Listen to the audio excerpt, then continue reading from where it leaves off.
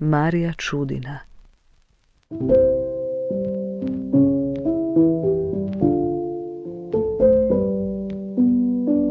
Baš se veselim.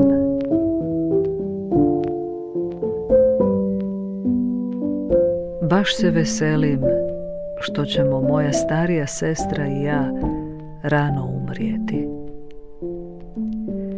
i što ćemo iza sebe ostaviti plavo nebo i žive dječake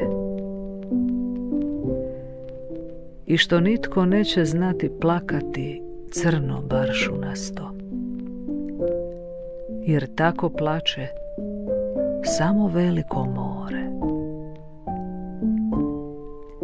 Veselim se i zato što će svećenici i prijatelji imati puno posla dok pošalju za nama u nebo sve naše snove i sve pse.